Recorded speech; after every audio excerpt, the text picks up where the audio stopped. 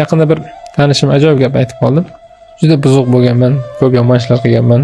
Bir kuni bir katta olim odam menga qarab shu qilgan ishlarimni eshitib, "Sizda sertifikatingiz bor ekan" dedi.